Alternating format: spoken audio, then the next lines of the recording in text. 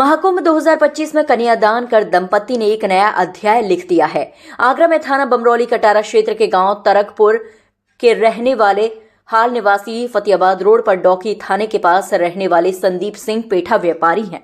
पत्नी रीमा गृहिणी है। दो बेटियां राखी और निक्की है। बड़ी बेटी राखी 13 साल की है। स्प्रिंगफील्ड इंटर कॉलेज में कक्षा 9 की छात्रा है। मां रीमा ने बताया कि गुरु की सेवा में करीब 4 साल से जुड़े हैं। कौशल गिरी ने उनके मोहल्ले में भगवत करवाई थी। भंडारा भी हुआ था। उसी समय से मन में भक्ति जागृत हुई। बताया कि 26 दिसंबर को दोनों बेटियों के साथ महाकुंभ मेला क्षेत्र में आए। गुरु के सानिध्य में शिविर सेवा में लगे हैं। राखी ने साध्वी बनने की इच्छा जताई थी। उनकी इच्छा पूरी करते हुए कौशल गिरी के माध्यम से सेक्टर 20 में शिविर प्रवेश कराया। साथ ही स्प्रिंगफील्ड स्कूल के प्रधानाचार्य ने बताया कि राखी मेधावी छात्रा है, पढ़ने में अव्वल रहा करती है।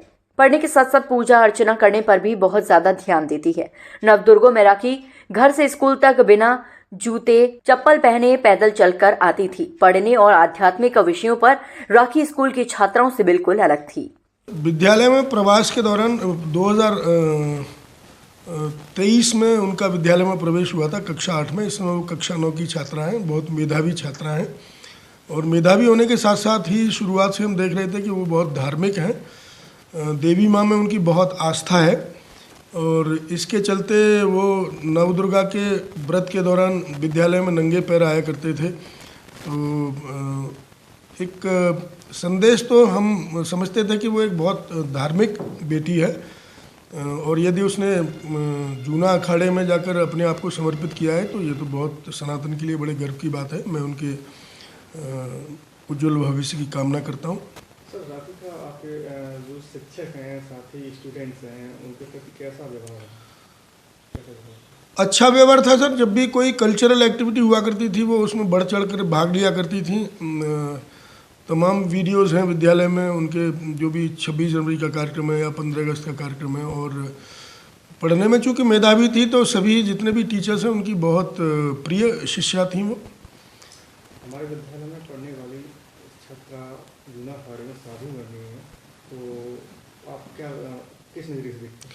देखिए, मैं तो ऐसा मानता हूँ सर कि प्रत्येक जो बच्चा है ना वो अद्वितीय होता है, यूनिक होता है। उसके जैसा कोई दूसरा नहीं होता। तो किसी का रुझान खेल में होता है, वो सचिन तेंदुलकर बनता है। किसी का रुझान प्रशासनिक सेवाओं में है, वो IAS बनता है।